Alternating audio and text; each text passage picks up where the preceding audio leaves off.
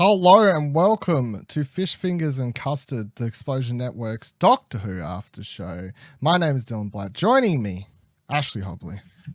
Yes, I am. You are sure here to talk some Doctor Who is the program. This week's episode is called Kerblam. Kerblam!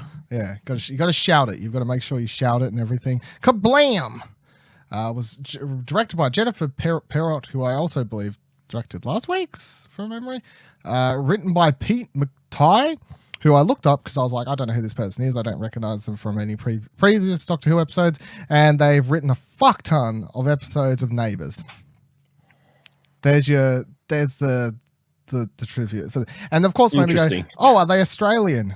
No, they're British. No. They just come over here writing about us. It's an outrage. And our good friends. The Neighbours. Had also written one episode of Glitch, which is a really good show that's on Netflix you should check out. Even though I haven't finished the second season yet. But it's still a really great show, so there is also that. This week's synopsis. A mysterious message arrives in a package addressed to the Doctor, leading Graham, Yaz and Ryan to investigate the warehouse moon orbiting Kandoka and the home of the galaxy's largest retailer, Amazon.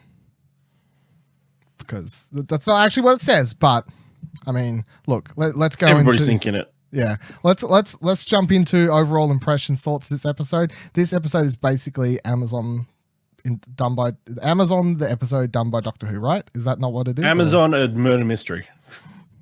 Yeah, sure. But it's like as soon as the episode starts and there's a robot that's delivering a package and it's like, oh, it's the mail, and then they head on off to the warehouses and stuff. I'm like, cool, it's Amazon. Like, and especially because most episodes this season have had some sort of like tie-in to real world message type.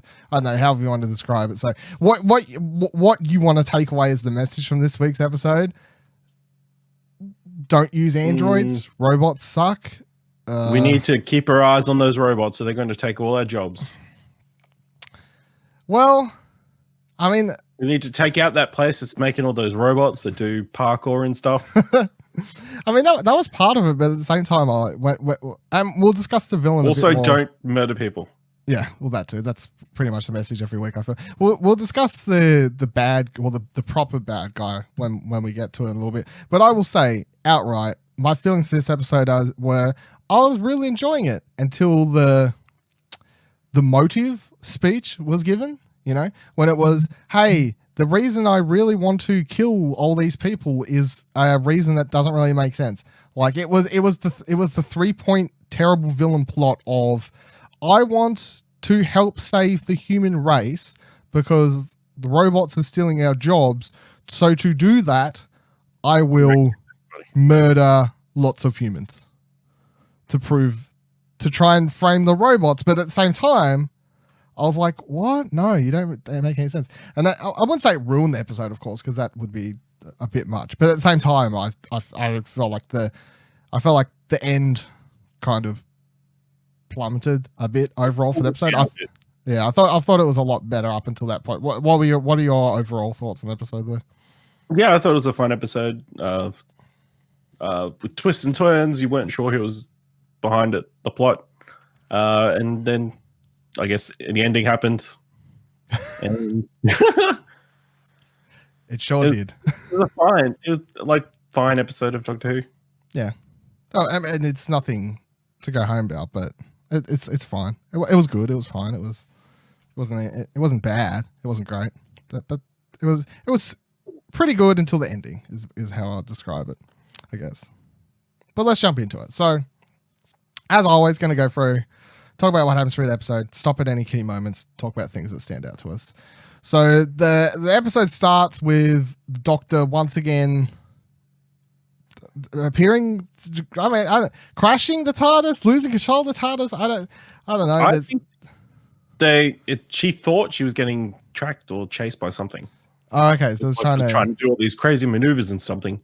It turns out it's delivery. Ah, right. Okay. Because the episode starts and she's like, "Oh, I still haven't quite worked out how to drive this new one." Basically, and I was like, "Oh, come on now." At this stage, surely you've been driving this thing around for a couple months. I don't know. You've been going along a long time. Get it together, new Doctor. Come on, what are you doing? But yeah, so it mentions that there is a teleport pulse though. But when she mentioned that, I thought it was just saying that's she said it right before it enters the TARDIS, and I was like, I didn't know that she was trying to run away from it. But that makes more sense. Teleport pulse comes in, blah. And also, I was like, should that be able to get through the TARDIS? Surely, because we've had episodes previously where they've talked about how big the security measures and these sorts of things are with the TARDIS, that you wouldn't think that a simple fucking mailman could teleport inside the TARDIS, I guess. A ton of random people show up in the TARDIS all the time. Yeah, this is true, I suppose. Yeah. Oh, no. Kylie Minogue. Yeah. You're right. Forget everything I've said. So a Kerblam man appears, which the Doctor appears really happy to see. She's like, "Oh, it's a Kerblam man." That's really. It's kind of like when I see the postman. I suppose it's no different. The van pulls up outside. I hear it. I know I'm awaiting a package. I get really excited, and it turns out it's not for me, and I'm really disappointed. And I feel like I should just. Yeah. Well, I'm just like, oh, please, I need something. But it is a package, and it is for the Doctor, and it's a Fez, of course. Because I would be pretty disappointed at how long it took to get delivered. Oh, I know. That's the other thing I was thinking. All right, so where are we going to side on this?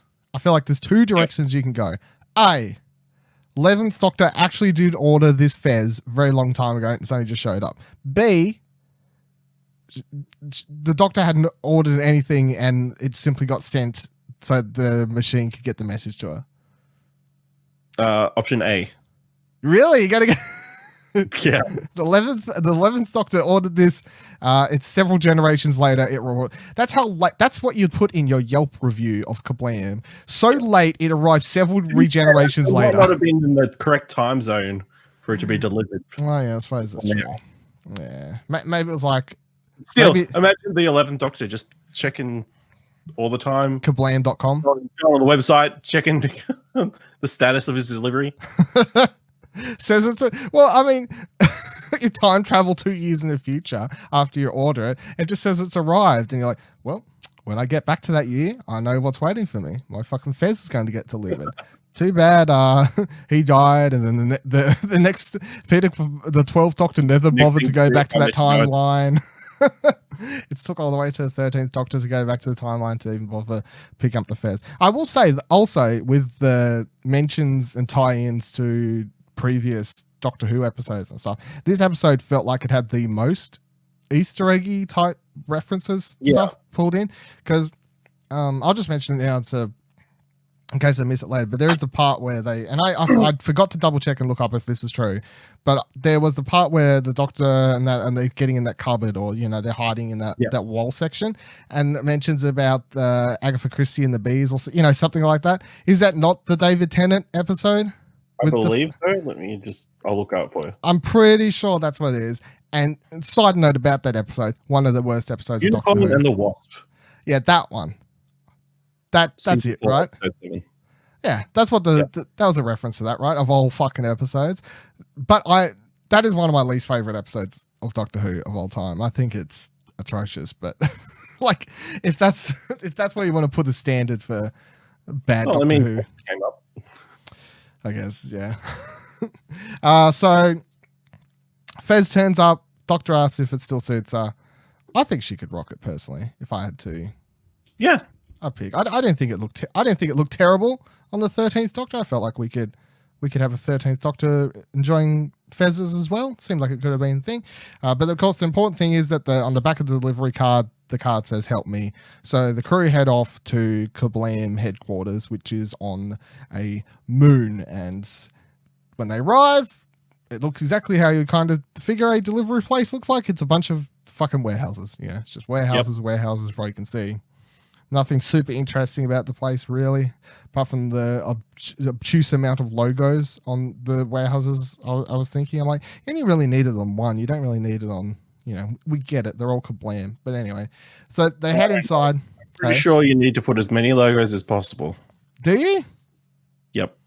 It's part of being in a company. Oh, sorry. See, this is why I don't. This is why this is why we're not big yet. Yeah. That logo and stuff. I'm not good at the logo stuff. Yeah, that must be why Explosion Network needs someone who's good at the logo stuff. Is that why we hired Trey? Yep.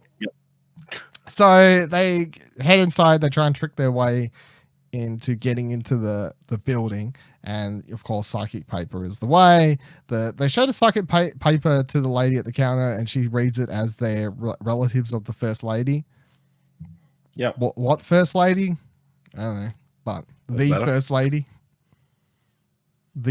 of course the only first lady. There can only be one. And I mean, they never explain this, and she continues to, throughout the next 5 to 10 minutes, being all like, oh my God, I can't believe you're like relatives of the first lady. I'm in shock and awe. So I'm like, oh, shouldn't we have known who the fuck this person is? But that's fine. So they head into another room, and they're going to go onto the premises to join and be part of the workforce. And they have to go through these scan machines, where there's another. This is the second time this season where something about the 2 hearts has come up as well, as like part of a quick one-liner joke as well. The doctor's going through the machine, and the lady says, "Oh, 2 hearts," and then the doctor just responds that, the first lady treats me well, or something like that, or healthcare is really good as part relatives of the first lady or something. And one of the other episodes had a quick throwaway 2 hearts joke as well. So I can't remember which one though. But as they're finishing up going through the machines, the power goes off for a couple seconds, flicks back on. This is another thing I want to bring up. What was this, really? So this power on-off thing, unless I missed it, I never really understood, come the episode's end, what this power on and off stuff was. Like, what was causing the power drain? What was causing these massive... The AI trying to stop the order going through or something. I mean, the point is you're having to try and guess when it was it seemed like a main point of the plot. That should have been explained at some point. If I didn't need a big thing, but it's straight away as soon as the episode starts, they're arriving here. The power flicking on and off is part of the intrigue, the mystery. And then you come to the end of the episode, it's like, what was causing that? Still not really sure. Do I really need to know? No, but it feels like it should have been something that was wrapped up as part of it. They're all given these anklets attached to the bottom of their legs to track their productivity as they head inside the warehouse. And I was thinking, fuck, that's a crazy nonsense thing. But then Ryan has a line where he's... My privacy, that's what it sounds like. Hey? Sounds like an invasion of my privacy. Yeah, it sounds like, exactly. It sounds like some fucking bullshit like that. But the part that got me was Ryan says that he's used one before. So then I was like, are these real? Like, are these types of situations already happening in warehouses in the UK somewhere? If that was a throwaway line that he had about the fact that he already has to use this. Because I'll tell you what, if they tried to put a fucking anklet on me at my work to check how much I was doing, I'll be like, fuck, what?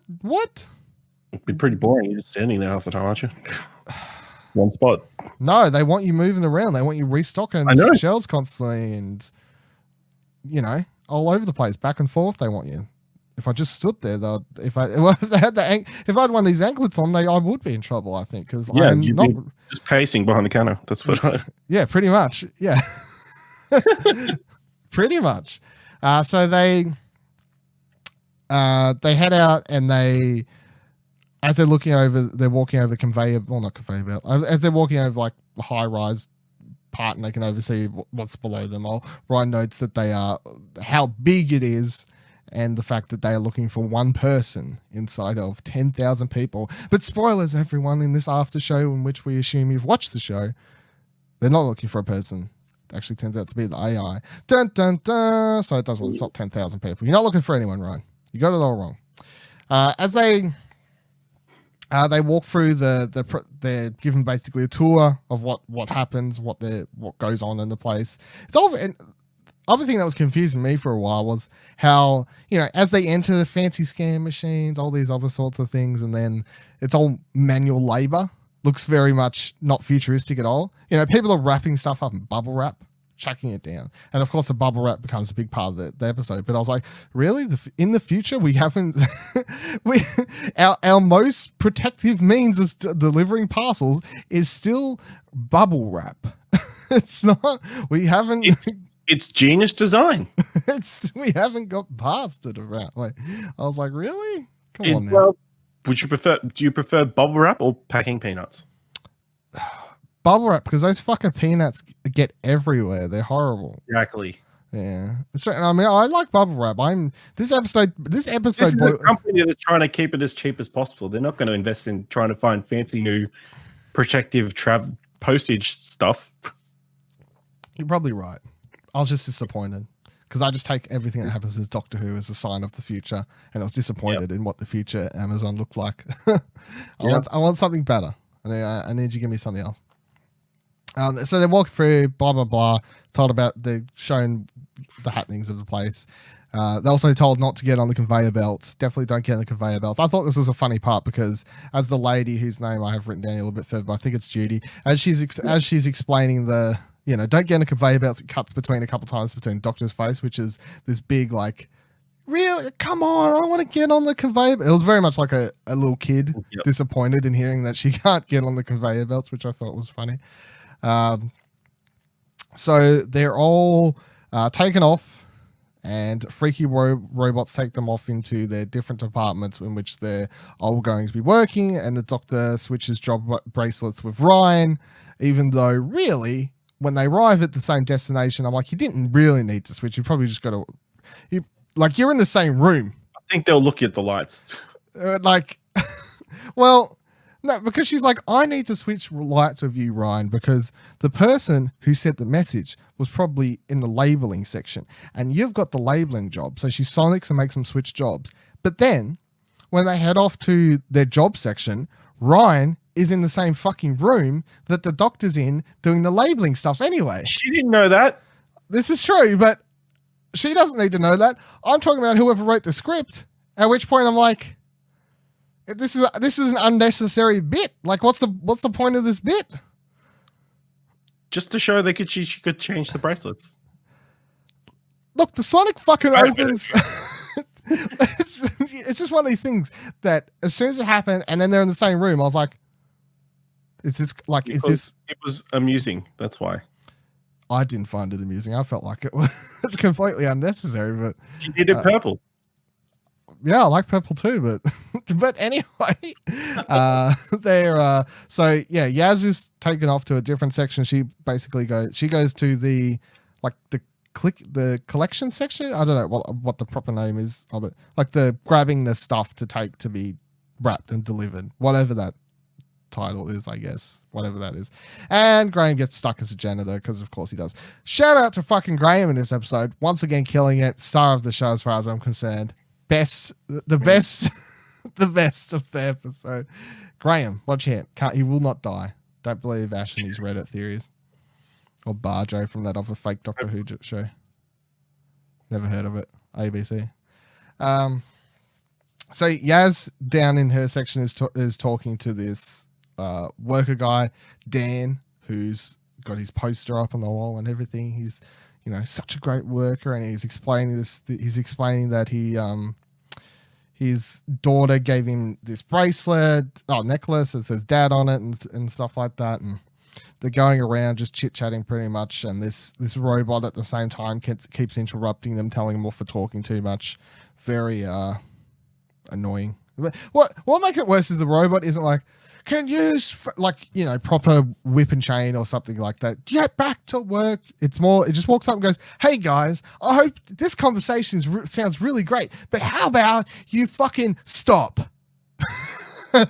And you Work. That sounds great, doesn't it? Yeah, have a good day. It's very it's just what's the Passive word? aggressive. Passive aggressive, thank you. Yeah, it's very passive aggressive about what it wants, these little fucking robots, little motherfuckers.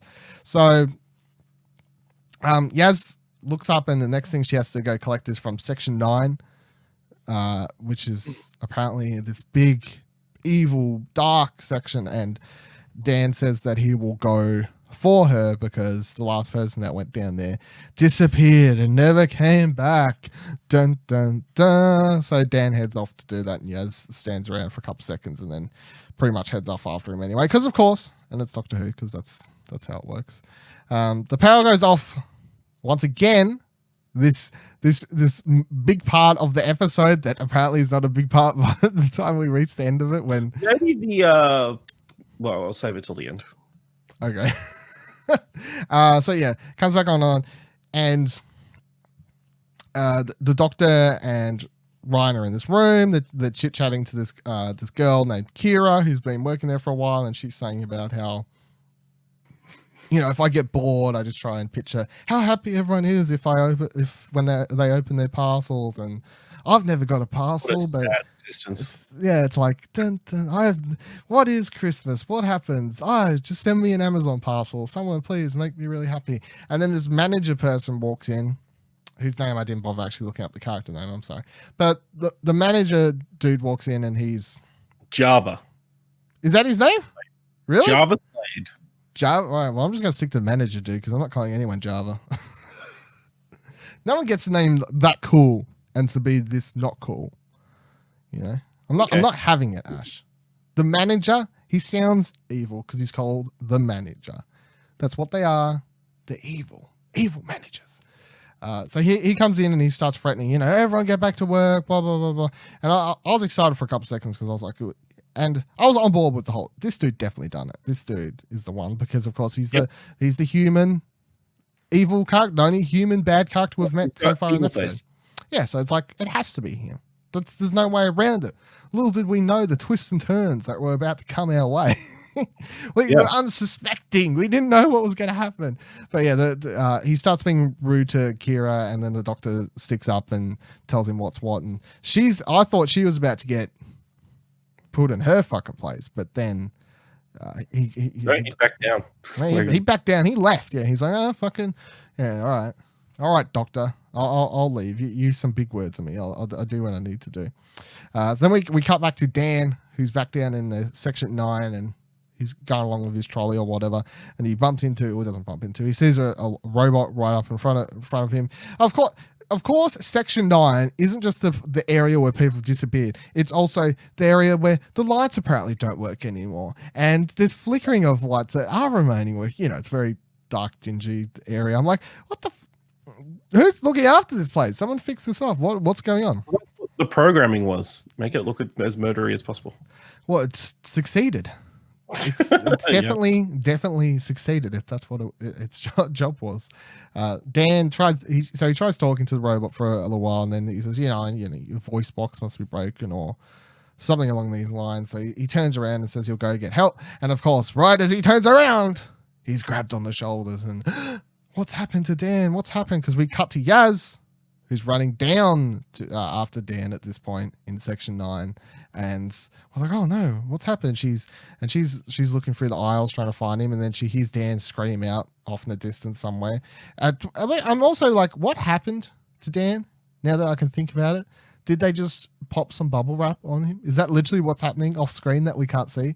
Dan is standing there. The robot's handed him some bubble wrap or something like that, and he's like, "No!" Pops it, gets fucking turned to dust. I don't know. Like what? No, he gets kidnapped and then chucked in the room. Okay, so him screaming out here is just him being knocked out or zapped or something. Captured, I suppose. So then Yaz runs out to where she assumed the sound must have been coming from, and robots start surrounding her, but she's a fucking police officer. I don't know if you've heard. She's not about to be taken that easy. So she ducks under, and she's a lot better than fucking Dan, who only had to escape from one robot and got fucked over. She's faced with 2, and she manages to outrun him because she's a champ. That's basically what happens. So then she leaves, and we finally cut back to Graham, who, if you're like me, we've been sitting around watching Yaz and whoever, and you've been like, oh yeah, these people are right, but show me what my man Graham's up to. I need to know what he's you're doing. almost at the stage where the show needs to be renamed from Doctor Who to Just what? Imagine that. Dun, dun, dun, dun, dun, dun, dun, dun, dun. Graham. The doctor is already such like a plain name, you know, like the Doctor, and it's only more epic because we know what the character's like. But then dun, dun, dun, dun, dun, dun, dun, Graham. He's a bus driver. Dun, dun, dun. Superstar Graham. Yeah, they probably should. Spin-off. Torchwood's dead, right? Sarah, rest in peace. The Sarah Jane Ventures are also gone. So, and that last Doctor Who spin-off show they tried to do, School. No, what was it called? Class. Thank you. Class. That didn't even last long. What you need to do, BBC, if you're listening, Graham. It's there. Yep. It's waiting to happen.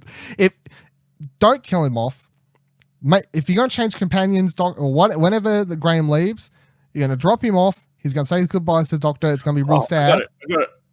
All right. Last episode, he's wearing like a faulty vortex manipulator. Oh yeah.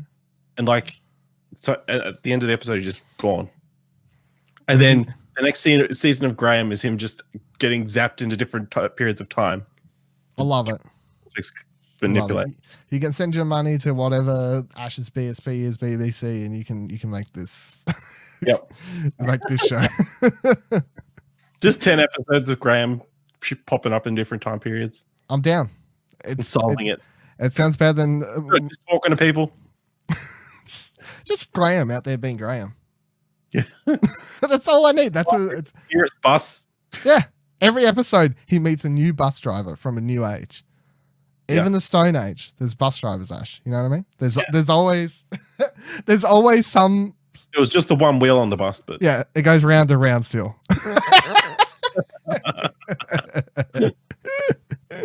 Oh, that was good. Yeah, shut down the rest of the show. We don't need to talk about the rest of the episode, but but we will. Give us the Graham show.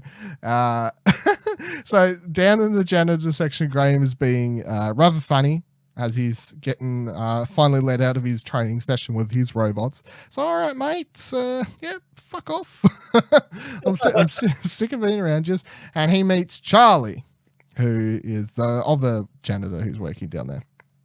And just as he's beginning to talk to Charlie, a security call measure seems to go off like some sort of alarm thing. And it's basically like, hey, go have a lunch break. I was like, well, it was a very elaborate alarm system for basically just have a bit of a break. It was more like episode's about halfway. We need a reason in the script for them all to get back together for 5 minutes. How do we make it happen? Lunch is the savior. It's what we need to do. So outside, they're all explaining basically what's happening to them. The Doctor's like, this has been happening. Graham's like, I've been cleaning. It's great. Yaz, of course, the most epic tale to tell, explains how someone has disappeared. Yep. That's probably the most epic out of all of them, I guess. And then Kira, important. Probably the most important out of all the things.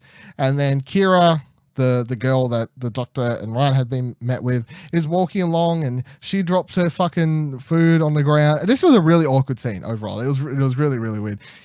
Kira, she drops it, looks like a muffin or something on the ground. Charlie runs over as the cleaner, starts picking it up as if she's going to eat it or something. Like, oh, no worries, I'll fix wrapped. it. Hey? It looked like it was plastic wrapped. Did it? It didn't look like it was plastic wrapped to me. And I was like, fucking calm down, dude. What are you doing over there? And then what was the line? I didn't officially write it down, but she says, sorry, I'm what was it? I'm like jelly or like I'm like custard or something like that. And he's like, oh, I like custard. Some really awkward. Like yeah, it was like one of the worst pickup lines you could probably hear. I've heard some bad pickup lines in Doctor Who's history as well. I'd like to put that out there. So yeah, really weird thing. Then the Doctor, Ryan and Yaz head up to old Judy and the manager, whose name we won't actually use, and they're all talking about, because the Doctor's decided now that she's got word that people are actually disappearing, time to put some action. They need to figure out what's actually going to happen, and they explain that, someone's disappeared. We got a note calling for help. What are you going to do? And they're all like, oh, well, well, like real workplaces would, they'd pretty much just shove it off as, we'll figure it out though. It'll be fine. Yeah, we'll do an investigation. We'll do some sort of investigation, and it's fine. It's okay. It's no problem. Whatever. Doctor doesn't believe it. She says, "You either fucking work it out, or I'll, I'm the doctor." Is basically what she says. I'm the doctor, and she heads out. And then they all head upstairs, and we do the whole thing which we mentioned before, as they pull away the. I was trying to remember, was the actual was that section, that part they hide in cold, like the hideaway hole or whatever? Because she did have a funny line where she's like, "Haven't you ever hid in one of these before?" And they all respond, "No." And then she says, "Oh, you haven't lived then," or something along those lines, which was pretty good. Yeah. Then you got Graham. He's downstairs talking to old mate Charlie again. Well, not old mate. Old mate sadistic Charlie over here, which we soon find out is a very nasty man. And he asks him how long. He's like, what? Here we go. Again, yep. Charlie's very fucking weird. Look, straight away, he's also very weird again. Because he asks how long, Graham asks Charlie how long he's been into Kira. He's like, oh, you can tell? He's like, yeah, you were trying to scrape the food off the ground with your tongue to give it back to her, and you were saying really weird pickup lines. Yes, we could tell. He's like, oh, well, haven't you smelt her? And Graham rightfully responds, no, I haven't really smelt her, mate. No. It's like, what are we doing over here? Dash in the chat says that sounds like his job. Must have been from before management. Probably does sound like his job. I hope so. Doesn't sound like my job. I'm the person that gets told off. We don't get to be in management. Me and Ash over here. So, right, weird dude, this guy. At this stage, and thinking back on the episode, I'm like, are they trying to paint him weirder so it all makes more sense? By the time we reach the end of the episode, it's like, oh, he was look how weird he was with that girl and stuff like that. Of course, socially awkward. Yeah, what? Awkward and not being murderous. Yeah, but isn't it like the stereotype of the socially awkward person turns out to be the killer? Like, is that not a stereotype? That's a stereotype at this point. It is, but most of the time, the socially awkward people are the killers. I feel like you were going somewhere, and then it just came back to it is, but yeah. Most of the time, socially awkward people are correct. Yeah, most stereotypes of killers are correct. Truth. And socially awkward people are murderers. Fact, apparently. Can be murderers. Upstairs, the doctor, Ryan and Yaz all waited for the manager dude and that to leave where they were in that room, his room or whatever. And then they all head in. Yaz points out there's a filing cabinet, rightfully so, because it is like, why the fuck is there a filing cabinet here? It's a bit weird. The whole place is run digitally, of course. Seems really out of place. The doctor proves that the Sonic... This is my other point. When he was like, why did the doctor have to switch to bracelet colors? And your answer is, because it was cool and it served no point in the plot. Well, look, do we need that moment when the Sonic is used in this episode to do many things, including teleportation later in the episode, and also includes a moment where the Sonic is used to open a filing cabinet? Because I don't know, Ash, opening a filing cabinet without your hands, pretty cool. True. You're still putting your points on the bracelet's been cool. All right, I see how it is. They changed colors, Dylan. They changed colors. It was pointless. It was an absolutely pointless part of the episode.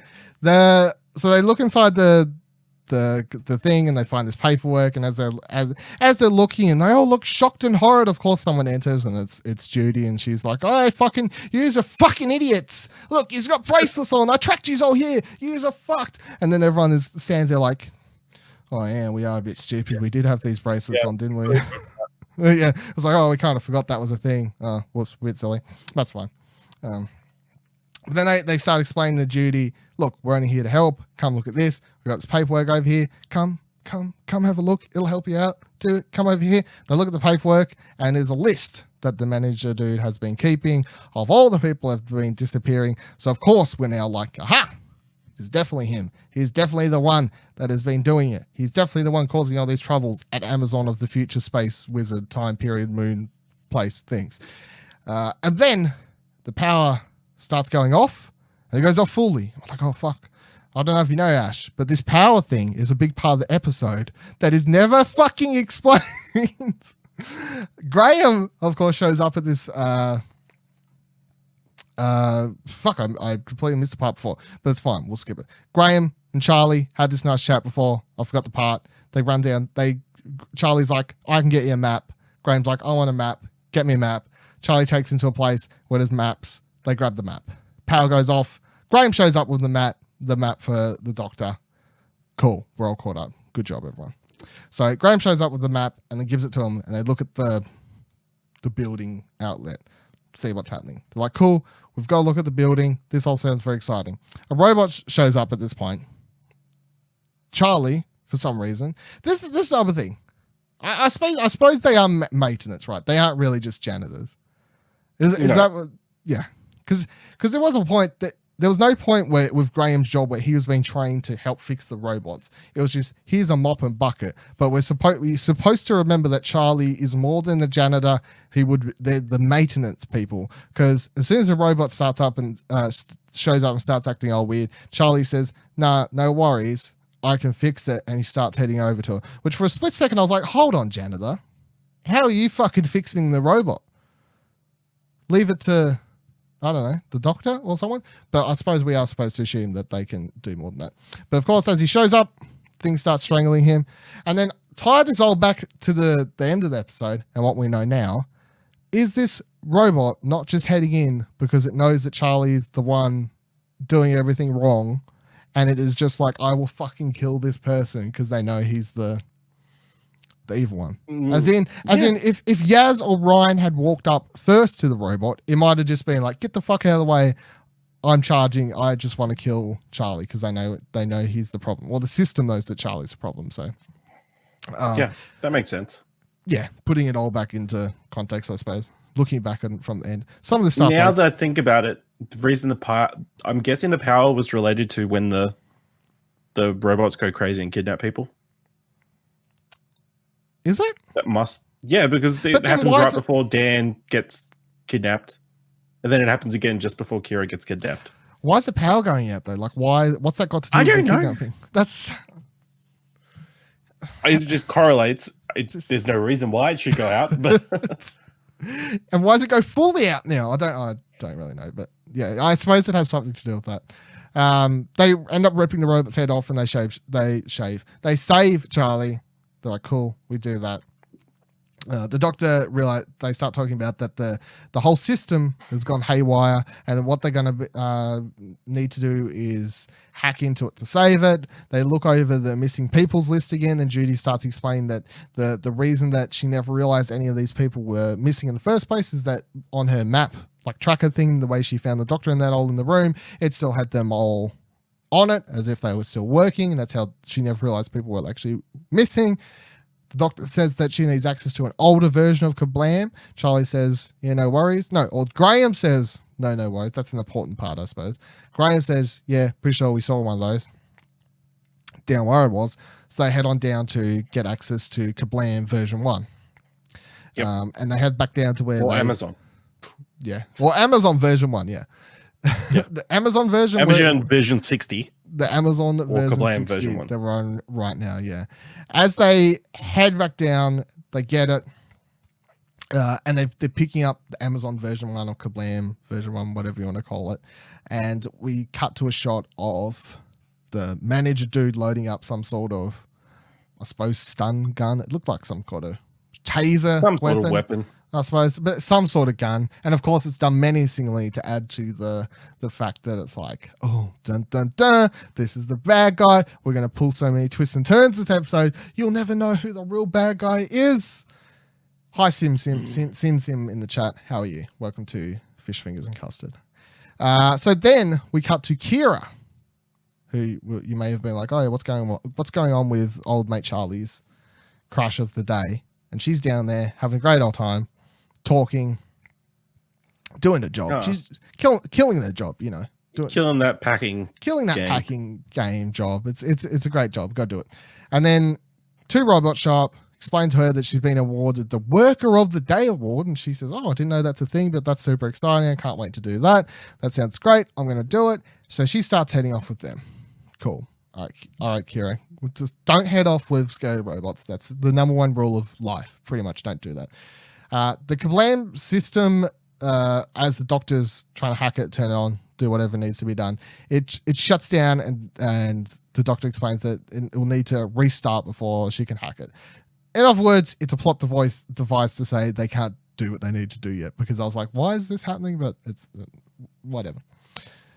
But then they get a message from on Judy's tablet thing that tracks everyone. She gets a notification that Kira is going missing and disappearing into the dispatch area, the area that no one is allowed to go. Like, human characters aren't allowed to go down there. It's the pure robot area, something along those lines. And they all point out the fact that, yes, she hadn't received 0 notifications about any previous disappearances. So straight away, it is it's a trap. That's obviously what it is. If the system's letting you know, you got to be aware of these things. Make sure you're aware. What are you doing, Judy?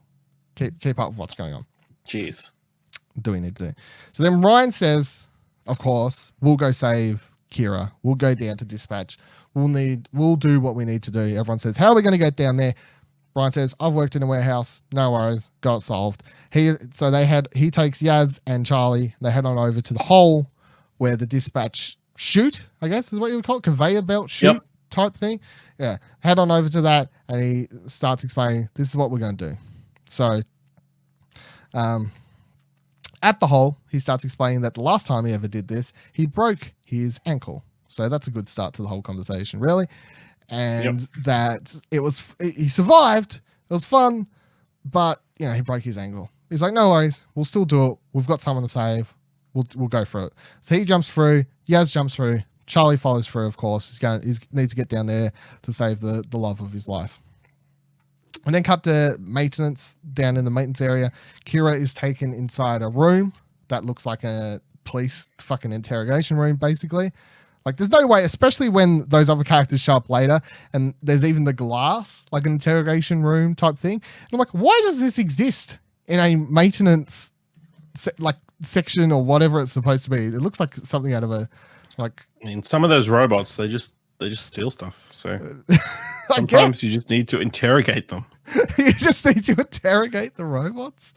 Well, yeah, I sure if that's it's super short because they can't lie. So yeah. But did you steal it? Yes. I malfunctioned. It doesn't seem like it needs an interrogation room. But yeah, so the robots put her inside the room and locked the door, and then if I was her, I would have been scared out of my mind at that point. But she's like, oh, this is fine. I'm being awarded Worker of the Day or whatever the hell she's on about. So that's a thing that's happening. Ryan and the others fly down. Now, I want to point out this section of the episode is like the most CGI heavy part of the whole episode. And I was like, fucking hell. Doctor Who's budget is a lot bigger this year because they're like, we're just going hard. We're going hardcore with I don't know. It looked like they just copied and pasted from the end of Toy Story 2.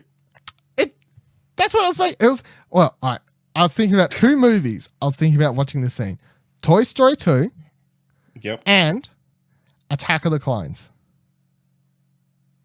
Oh, yeah. At the end when they're in like Count Dooku's thing there and C-3PO Not is really, getting... but I've sort of pushed that to the edge of my brain. You probably did the right thing again and read that movie. Anyway, what a movie. So they're flying down, and it's not a simple chute to the bottom like it would be in a normal warehouse, of course. As they start going through, there's several different chutes all connecting up, and then it goes down into this huge, as we were saying before, like Toy Story 4 or Attack of the Clones, huge conveyor belt system with levels up and high, down below, and they're all scared that they're all going to die, and somehow they manage to not. And also I'd like to point out how Charlie explains that, things that come down here, because Ryan says, we put items down here, so of course we can survive. We're humans. We chuck stuff down here, it doesn't break. Charlie says, yeah, but that stuff has bubble wrap. And all I'm going to say is, no matter how much bubble wrap you put on something, if it's a big enough fucking fall, it's bubble wrap. This is futuristic bubble wrap that doesn't break unless it gets popped. Well, better be something, because I was like, look, I understand bubble wrap helps, but there's a line here, Charlie. Well, there is a line here. But we do know by the end of the episode, he's very obsessed with bubble wrap. He thinks it's the item to save the world, you would even say, to a point. So yeah, they go along this whole thing. They reach a point where they stop. There's this really awkward moment where Ryan goes to high five Charlie because they survived the conveyor belt system, which then knocks Charlie off. And I was like, holy fuck, what a way to die. You high five someone to death, Ryan. How are you going to explain that to the doctor? Sorry, doctor, killed someone. How? I high fived them. They fell off. High fives are banned. No more high fives. High fives are now banned within the TARDIS traveling system and old companions from now on. But yeah, no, Charlie survives, unfortunately, kind of. Look, not to wish death upon him, but it could have helped. If he died at this point, episode is solved. Episode's done. Not really. I mean, that problem's not solved, but he's not there to press the button later, so at least that's a thing that happens. But Ryan and Yaz jump off in this big epic moment, like not as epic as episode 1 slow motion doctor jumping off a crane to another crane epic moment, but they build it up a little bit and then jumps off, of course, and then land safely. Yes, woo, we're all with Charlie now, and they continue along the conveyor belts. The doctor is walking along with the rest of them, trying to figure out how they're going to get down to the room. And the doctor realizes that she will just be able to, use the system, teleport them down there. I honestly, my mind kind of, I don't understand how did you get, like, how is it working? How was she teleporting in there? What was no idea. Yeah, no.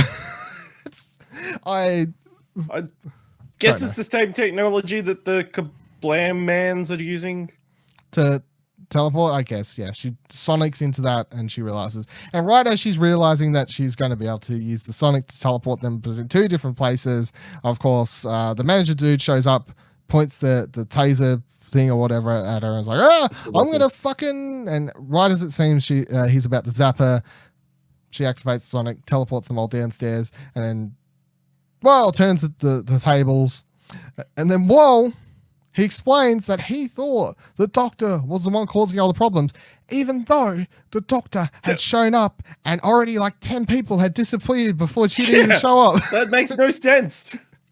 Yeah. Here's another plot point where I was like, yes, the man would blame it all on the lady who's only been there for a day.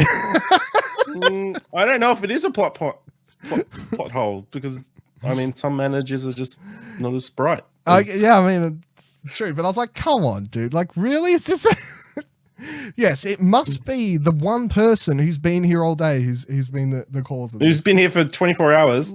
Less. Less than 24 hours, definitely was not here for the previous 10 people getting disappeared. Was here for one person disappearing, and you're going to blame it on her. In fact, you have your sights. She slipped up. She slipped up and showed up. She thought she was going to get away with it, but no. These damn meddling kids. The manager guy is onto her. What? Or not. What an idiot. What an idiot. So he explains this. The doctor, of course, explains that, no, you're a dickhead. Fucking, you're a terrible job at managing anything. And that where we got a help message, I explained that to you just before, dickhead. And that, just put your fucking wimpy ass taser away and let's get along with it. And then Judy has a go, and she's like, I can't do my fucking job if you're keeping information from me. And then the manager is, he's put in his place. They all turn around. They find this goo stuff that they're like, is this the humans that have been turned into goo for some reason? Yes. That's a disgusting thing that happens. And then they turn around and they see this army of robots all lined up around. Looks like Attack of the Clones when Obi-Wan shows up in Geonosis and sees all the clone soldiers. Just to tie it all into this episode, just looking a lot like Attack of the Clones. So then Ryan and Co, Yaz and what the fuck, I'm meant to blank on Charlie, they all get down there and they run in and they see Kira in the, all the names just disappeared for a second. Kira in a room, but she can't hear or see them through the glass. They're banging on the glass, calling out to her and trying to figure out what's going on. And just as this is all happening, a parcel appears out of nowhere, teleportation type stuff happening again. Parcel appears in the middle of the table for her to open, and of course, instead of going, why the fuck did this parcel in this weird interrogation room just appear in the middle of the table in front of me with my name on it? This is a bit weird. This is a weird place. Maybe I'll save it. That was a prize for winning. Maybe I'll take it home later and open it then, not in this weird room or something like that. I don't know. It seems like a weird way to... I don't know. What if it's something easy to carry? Then she doesn't have to carry this box around. I guess you're right. I guess you're right. Yeah. So you're 100% right. We cut back to the doctor. If you got a magical present that showed up right in front of you, wouldn't you open it straight away? No. Hell no. Would you? Yes. You better hope there's no bubble wrap in it, Ash. Jesus. So we cut back to the doctor. Now I'm not going to do it. We cut back to the doctor who explains that after sonicking some stuff, realizes that all the energy in this room, teleportation energy, has been saved up and no deliveries have been going out. Well, apart from the one the system stuck through to get to the message, I suppose, is what we're supposed to believe. So there's enough energy being saved up for teleportations to do one big mass teleportation send out of course, the army of soldiers there. And just what is going to be inside the presents, we don't know. We cut back to Kira. She's opening up her present, and all that is inside is bubble wrap, which instead of going, fucking shit present, she starts, of course, holding it up like it's the most amazing thing she's ever seen in her life, even though she works in a fucking packing place and you'd probably be sick of seeing bubble wrap at some point. But no, she's holding it up like she just got gold delivered to her. And Charlie's banging on the door. No, don't do that. Really ecstatically to the point, which of course he knows because he knows what's going on. He knows what's going to happen. And she pops one of the bubbles and then green powder or dust or I don't know, stuff appears and she disappears with it. Gone. See you later. Dead. I guess it's some sort of like, I don't know. Would that feel like some acidy type substance or something, wouldn't it? Like, because the body like wildfire or whatever the thing is in Game of Thrones. Yeah. I guess that's a good reference point for it. Yeah, it's like wildfire or something like that. So they go up. See you later. Rest in peace to her, Kira, and my thoughts to her family, I guess. Cut back to the doctor. She's realizing what's up with the bubble wrap, that it's all fucked and that all the packages are going to have bubble wrap in it, and this is pretty much a mass teleportation send out to send the bubble wrap out as a mass murder weapon. Dun dun dun. And then Ryan and Yaz show up at this point, and it's fucking Charlie. He's the one. He knows what's going on. You're going to be like, he's the one. And Charlie then shows up right behind them, who's pulled a grenade out of... oh, no, it's not a grenade. It looks like a grenade, but he's holding the remote like it's a grenade or something like that. But the entire time, until I realized later that it was, when we find out it's a button, I'm like, what is he? Is he really just holding a grenade? This seems like a very bad plan. But then when we're about to hear his proposal and thought out plan, it is a terrible plan. Charlie, you're a fucking idiot. So yeah, he explains to Judy, you're an idiot. I lied on my application. Oh, look how good of a liar I am. Oh, he's like, I'm not into janitor. So villainous. Yeah, so villainous. He's like, I'm not even into janitor work. I tricked you. I'm into fucking science and building and weapons and stuff, Judy. I have no interest in cleaning other people's shit at all. Who'd have thought it? You never would have guessed, though, would you, Judy? You fuckhead. You really fucked up now. What's so good human resources manager are you, Judy? You're gonna go home and sleep well now? You're fucking horrible at your job, Judy. This whole episode just turns out that Charlie's whole evil plan was solely to make Judy feel like shit. It's not even anything else. It's just to make Judy feel like shit. That would have been a much better payoff for Charlie, I feel, if that was the whole thing. Like, I've hated you. I've always hated you. Now you know your shit. Now you know your shit. You're shit at your job. Yeah. End of the episode just ends with Charlie being like, fucking showed her, doctor. And doctor's like, look, that's not the way to treat someone you don't dislike. And the message of the episode is, if you have a problem with your higher ups, take it to the next person or seek outside help or something like that. But instead the episode... Respect. Instead, Charlie's whole big plan, it boils down to the message of robots stealing our jobs, or I suppose you could throw out the message of the episode is supposed to be extremists, like, oh, the immigrants are stealing our jobs, that type of thing. I don't know if that's what it was going for, but I suppose if you wanted to, you could steer it in that direction. It's open as a direction you could take it, but I just took it as AI will ruin the world type storyline, I guess.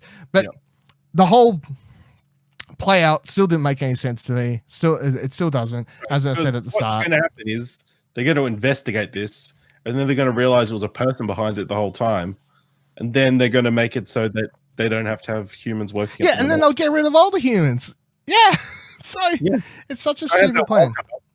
Yeah, in case you forgot, since the start of the episode, or since you've watched the episode, the plan boiled down to, I'm sick of them cutting back the amount of humans that are required to work, because they explained earlier in the episode 10% in every single area, different place in Kerblam has to be human, organic life force, as they put it in the show.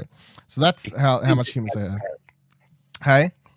Except in Dispatch, where no humans are allowed. Yeah, except for Dispatch, where no humans are allowed for whatever reason. And apparently it's been cut down throughout the years. 30% humans, 20%, now it's at 10%. And he's like, what happens when it goes to 8? What happens when it goes to 7, 2, 1? As it gets lower and lower. So what I'm going to do to show you that robots are stealing all our jobs is I'm going to frame them all for murder. And I'm going to murder 1 billion people.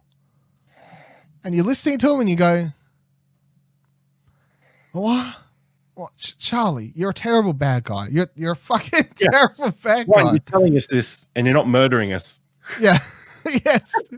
You're not really helping anyone, Charlie. You're a bit of a dickhead. I'm sorry to tell you.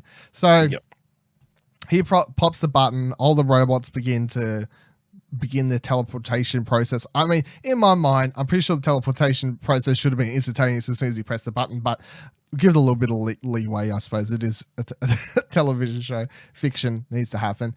It doesn't really need to be any countdown process to it. There wasn't when the Doctor did it. It wasn't when anyone else did it. Or they do it in a second, but that's fine.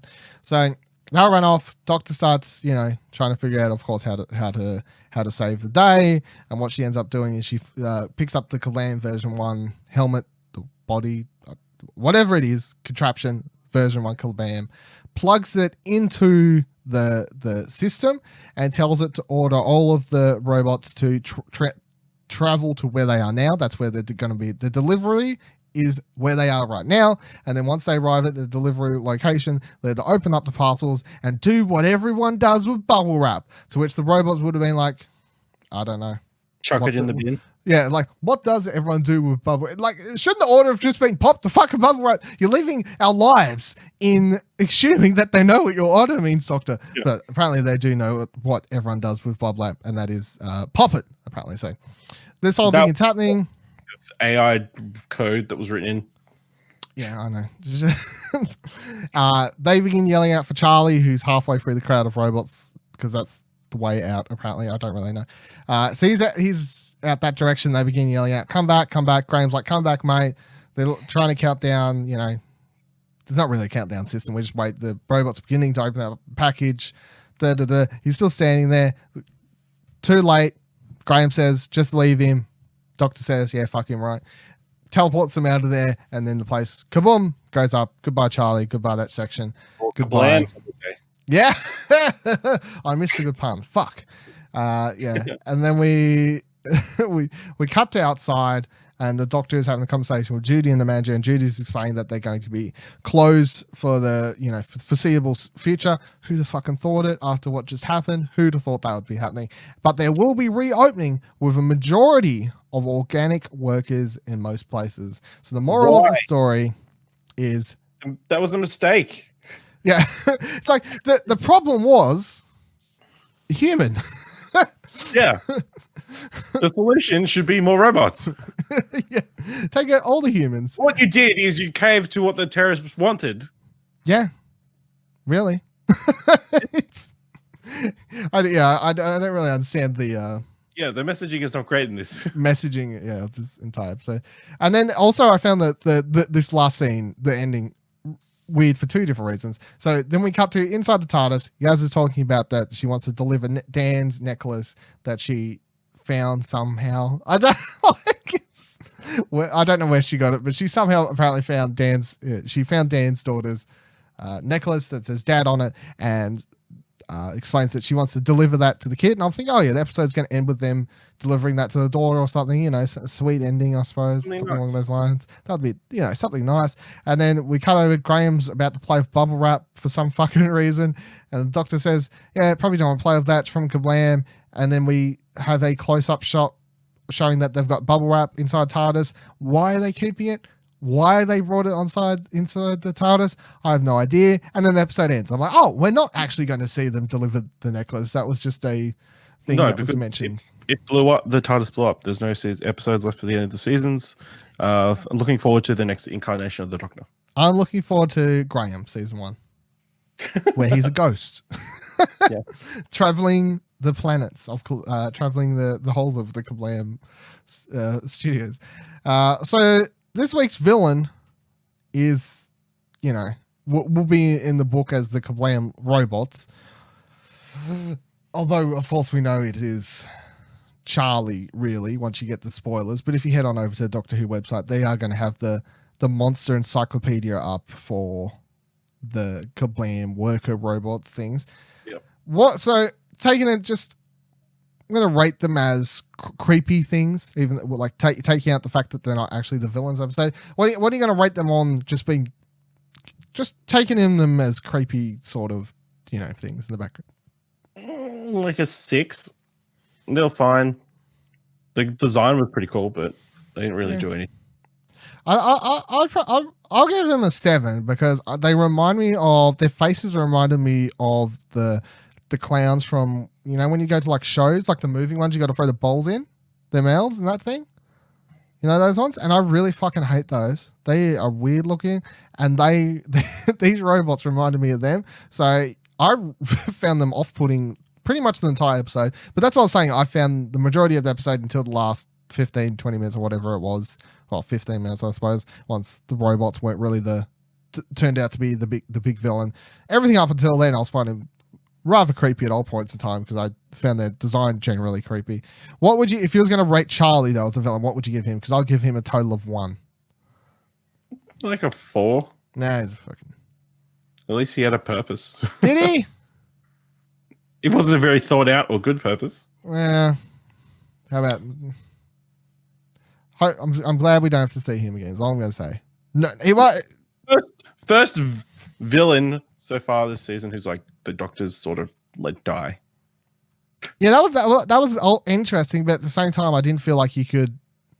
No, there's no way they could have saved him. Yeah, there wasn't any way that she could have actually saved him. So I wasn't, you know, I wasn't going to stress out about that as a... Like, oh, the Doctor let someone die, you know. It was fine. It's okay. I'll let her. What about the real villain of this episode? Yeah, what is it? Bubble wrap? Yeah. Fuck, I should have put that in. Damn, I didn't think it through. Damn, I've missed my opportunity. Would have been good if I had that lined up too. But I'd rate Bubble Wrap. Other villains of this episode, management. I'll rate that 10. Right, give that a solid 10 out of 10 over there. But yeah, wrapping up. What are you got any last opinions on the episode now that we've gone through it? I just wonder how many people are not going to be using Bubble Wrap for a little while. Probably no one. I don't think this episode makes Bubble Wrap entirely too scary. What does it make you hate Amazon? No, it's not their fault. it's not their fault. It was the guy who was working for them. It's fine. Yeah. Yeah. Once again, it was a fine episode. Villain was Charlie. I think was a terrible villain, and a lot of his motives didn't make any fucking sense at all. But the robots were freaky, and it was really intriguing as the episode began. And as I was learning stuff, I was really intrigued. Characters were like Dave or whatever it was. I've already fucking forgot. Whatever it is that dude. Dan. You know, what was it? Dan. You know, he was interesting. Ira, whatever. I've already forgot everyone's name. It's fine. Kira, yeah. She seemed fine. Stuff was happening. It is what it is. So you got these next week. Do you watch the next week thing? No, I did this week. You didn't? No. Oh, Which because one? yeah, I was going to say Witches. I thought it looked really interesting. Next week we are getting Witches, which is I was like, I didn't put any Doctor Who research. Arena crossover we've been waiting for. Yeah, the Chilling Adventures of Doctor Who. It was pretty good teaser though, I felt, because I don't know, and I didn't put any research into it to say this, but searching my brain, I can't remember seeing like Salem witch trial type stuff done in Doctor Who before. So I was like, oh, there's at least an interesting new time period we're going to go to. But once again, I'm going to put it out there. If next week's episode is really good, which, you know, it could be if it's a semi. Also, Alan Cummings, whatever, he's playing like he's the main guest star next week, so that's also going to be really interesting to see on the episode. He's going to be pivotal because you don't get him in just to do. You don't get him in for nothing. Yeah, but yeah, I think if here's what I'm saying: if next week's episode is good, the internet will once again be on this. It was really good, but Doctor Who, it's not about fucking time travel. It's about sci-fi. You know, like because. If the three best episodes, sci-fi, that's my point. I literally tweeted that at someone earlier this week. I saw another fucking Twitter thread of people can put like, I usually dodge them and just mute or block the people as I see them, just popping up whenever I click on the Doctor Who hashtag to read people's thoughts about episodes. And I see these once again. It's just like, you know, blah blah blah. Doctor Who used to be about sci-fi and shit. I'm like, I just responded. I was like, dude, time travel is sci-fi. It doesn't matter if they time travel to, because he was complaining about last week's episode, of course. You know, blah blah blah. Fucking, there's no monsters, blah, barely. It was just time travel, same as everyone was complaining about the Rosa Parks episode as well. You know, blah blah blah. It's just fucking History Channel shit. Blah blah blah. Like, it doesn't matter if it's History Channel shit. Time travel is fucking sci-fi. You can't. The other sci-fi elements that they've had in those episodes, like as well. It isn't. People are. Warcraft. People are boiling sci-fi down to pew pew lasers and stuff. I'm like, fucking hell. Get your shit together. Internet needs to do what you need to. That's it. Yep. I don't know if you noticed, but at the end of the episode, like in the TARDIS, those crystal things were moving. No, I didn't notice that. Is that relevant? No, relevant? It just looked weird. Oh, okay. I don't like it. I will note one thing real quick because I didn't see it until after we recorded last week's episode, was that the New Year's episode thing has been confirmed. So I didn't bring it up earlier because it had just been a rumored thing. So this year we are getting no Christmas special. We are getting a New Year's special. A lot of kerfuffle about that, of course. But at the same time, I honestly just feel like everyone that's behind Doctor Who at the moment is just like, we've ruffled so many feathers with the casting of, you know, doing a female Doctor. At this stage, just commit. And, you know, because if they'd been talking about this years ago, like, do you want to change it like away from Christmas? Everyone would have been like, nah, like it'll annoy everyone. But I just feel like this, because they've already annoyed so many people, they're just like, already fuck angered it. Everybody, why not? Yeah, just fucking keep it going. I personally don't care. I feel like they was running short of Christmas stories. I feel like switching to New Year's is still fine as long as I have some sort Let's be honest, they haven't actually done like a Christmas proper story. Christmas story for quite some while. Yeah.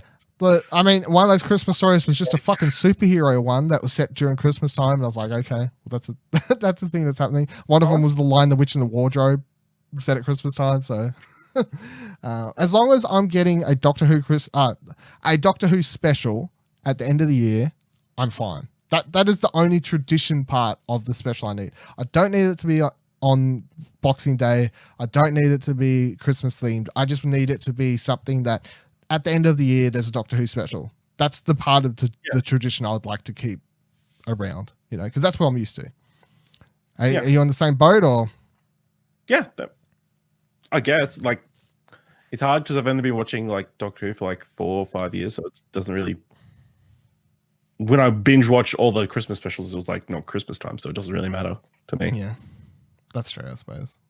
They all bleed together. I mean, there was also the David Tennant season where there was just a year of no Doctor Who and just these specials where they're like, could we do an Easter special? We fucking sure can. It's on Desert Planet, but it makes sense. Nothing to do with Easter. Yeah. So we'll do all these specials. They got nothing to do with actually anything that's happening though. But yeah, so that's a thing, which means that we'll have one more episode of this. Won't be the season finale. We'll do the last episode of Fish, Fingers and Custard at whenever that airs. Don't know, but they haven't really said yet. If it's New Year's Eve, we'll do it New Year's Day, like the week after or something. 1st of January. Is it airing the 1st of January? Okay, so yeah, Yes. we'll the last episode of the Fish Fingers and Custard will be taking place the first week of Next year. 2019. Then yeah, because I would rather tie that in as still part of Fish Fingers and Custard season 1 than leave it do what Doctor Who does, which is I mean, it's less than a month after the last episode. yeah, no, but you know when you look at like the season numbers of Doctor Who, they always tie the Christmas special into the Which doesn't following make sense, season. 'cause it's like It doesn't make sense. 8 It months never made any fucking sense. And it was always really weird. But yeah, so fuck them. They can do that. We'll tie it into the actual season that it's a part of, as far as I'm concerned. Get out of here with your nonsense. But this has been Fish Fingers and Custard, the Explosion Network's Doctor Who after show. Thank you for joining us. You can follow me on Twitter at Vivaladil, VIVALADIL. You can follow Ashley on Twitter at Ashley Hobley, ASHLEYHABLEY. You can follow Explosion Network on Twitter at Explosion Pod. Head on over to explosionnetwork.com to find all the great articles, news, reviews, and things about movies and TVs. Check out our other movies and TV related podcast called What Do You Want to Watch? Find that on all your podcasting services, which Ashley hosts. And if you've enjoyed this show, rate it 5 stars on our podcast, share it with a friend who likes Doctor Who. Tell them to check out this one. Be like, this is an interesting Doctor Who after show. You should check this out. If you're listening to this at a really weird point in time where the season's already finished and you're listening to it and you're like, damn, I should have been listening to this as the show's airing, but I'm enjoying it right now. It doesn't matter. You know, you can join in before next season comes around, or the New Year's special that was just talking about. That's the way it goes. It's fine. We're still out there. You don't need to be watching week by week, although it probably makes the show better. But that's fine. That's the thing. Yeah. Give us this week's closing statement. What do you got over there for me, Ash? What are we going to close the show off this week with? Just be careful with your packages, man. Just be careful with your packages. Bye.